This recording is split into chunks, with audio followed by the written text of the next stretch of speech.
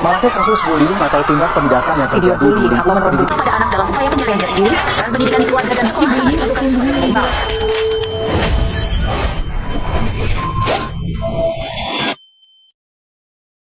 Pada sebuah sekolah yang terkenal dengan berbagai prestasinya, membuat Adele tergiur untuk sekolah di SMA Negeri 1 Pangandaran. Sejak SMP, ia rajin belajar dengan mendapat nilai 1 secara terus-menerus. Namun, kadang ia merasa dunia tidak adil kepadanya. Mengapa? Karena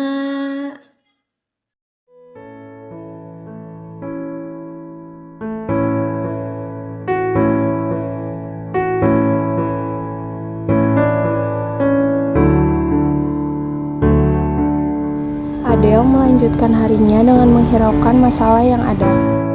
Ia selalu dimanfaatkan oleh temannya. Adele lagi tulis apa? Boleh tulis bareng nggak? Aku mau lihat punya kamu. Boleh? Lihat ya. Iya. Oh ini gini Del? Iya, pulang yuk udah sore. Ayo. Yuk. Yuk. Adele meninggalkan kelas setelah semuanya telah pergi.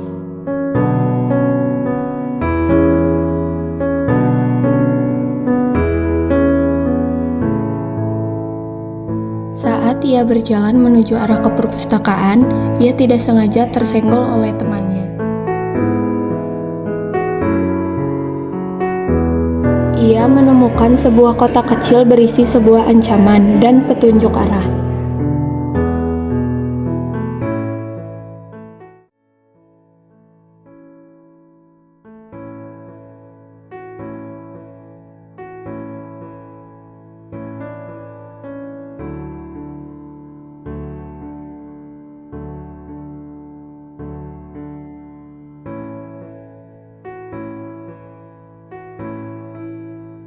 Adele mulai kebingungan. Tanpa berpikir panjang, ia mengikuti arah sesuai dengan petunjuk.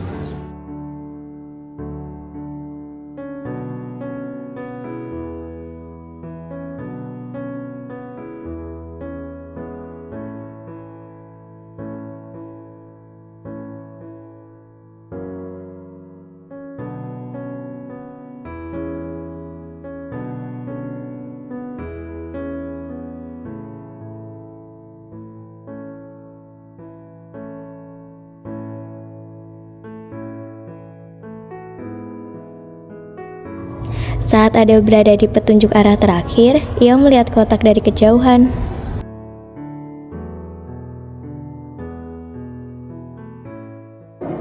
Walaupun sebenarnya Adele takut, ia tetap mencoba melihat kotak kedua tersebut.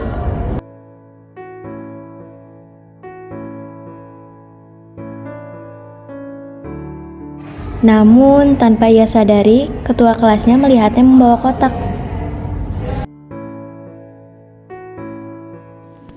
Kotak kedua pun berisi sebuah ancaman, namun Adele mencoba untuk menghiraukannya, karena sebenarnya Adele pun takut. Itu Adele bukannya?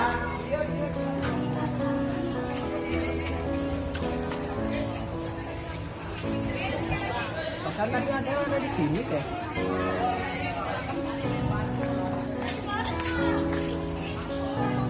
Bukannya tadi ada kotak ya di sini?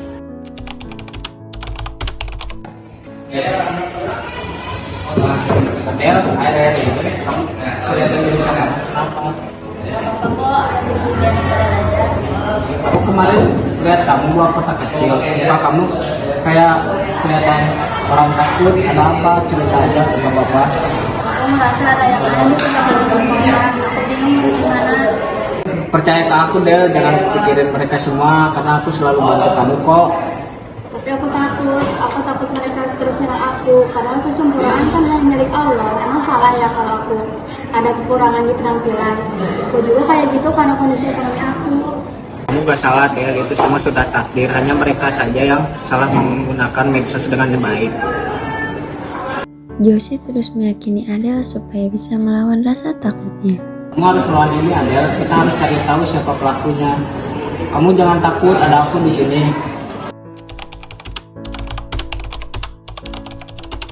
Apa gabung ya sama mereka?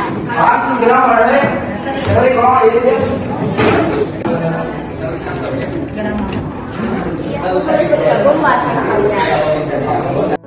Saat Adel mencoba bergabung, namun tidak ada satu orang pun yang dapat menerimanya. Kenapa ya orang-orang gak ada yang mau aku? Aku kan gak salah apa-apa. Ini apa?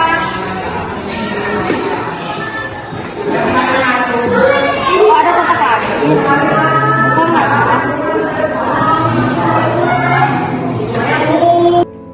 Kotak itu berisi ancaman. Kamu tahu siapa kami sebenarnya, tapi apakah kamu berani mengungkapkannya? Josie Mahendra. Saat membaca kotak itu, ia tak kuat menahannya. Adel melarikan diri ke toilet, dan orang-orang menertawakannya, bahkan merekamnya.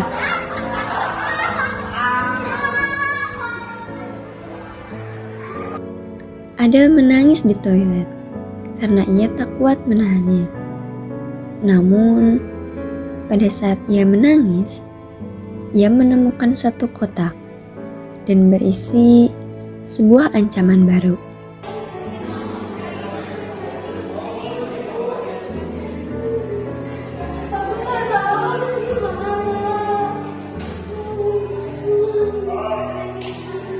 Tanpa disengaja, Josie melewati toilet dan mendengar suara tangisan. Kok kayak ada suaranya yang nangis ya?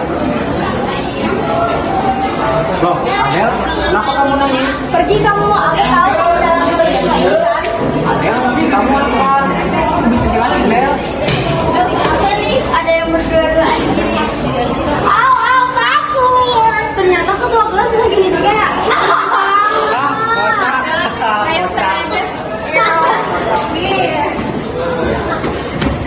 Please, dengerin aku baik-baik. Itu semua bisa ada fitnah. Aku kemudian. Ada kan ngapain di sini berdua? Sama aku aja ya sekarang. Saat Adel menangis, teman dekatnya datang dan mencoba untuk menenangkannya. Saat itu, ekspresi Tia mulai menganehkan, dan Josie pun mulai curiga. Loh, kok kayak ada yang aneh ya sama mereka? Saat Josie sedang melamun, tibalah Andri, dan Josie mulai menceritakan semuanya. Jawab sendiri aja. Kenapa kok kamu kayak bingung gitu? Aku ngerasa ada yang aneh sama Adel. Hah? Adel? Emang Adel kenapa? Ya aneh aja. Dari kemarin Adel banyak yang neror. Terus gimana? Saya lihat sih, karena yang berdua cuma dia doang. Ya juga ya. Apa kita sering Kalian lagi ngomongin apa? Enggak, ini biasa. Ini deh. Kenapa? Terus apa tuh? Saat dia dipanggil oleh temannya, ia lupa bahwa HP-nya ditinggalkan. Josie dan Andri kaget, dan ia terus mencari tahu. Dia pun menyadari bahwa HP-nya tertinggal. Kok ini kan HP aku, kenapa dari kalian? Kalau aku sih sebenarnya capek aja sih harus pegang akun kelas sampai sekarang. Capek juga sih balasin DM orang-orang yang apalagi yang bersih gitu.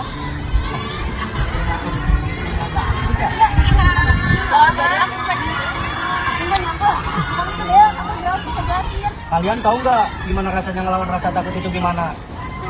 Tahu apa kalian? Ngebully atas dasar lelucon. Konyol kalian semua. Aku udah gak nyangka sih sama kamu. Aku kira kamu sahabat dekatnya si Adel. Ternyata kamu kayak gitu. Padahal kan kamu teman paling dekat sama Adel. Ups, tusuk dari belakang ya? Kayak gitu.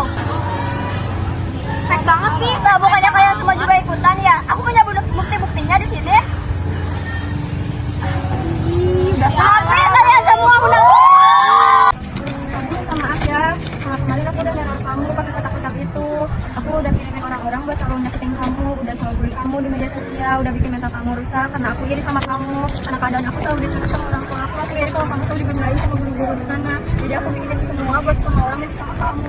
Adel, maaf ya. Aku mereka juga kan kayak aku ngerti kok keadaan dia di rumah, jadi aku maafin kalian semua. Makasih. Dan dari sinilah mereka semua berdamai.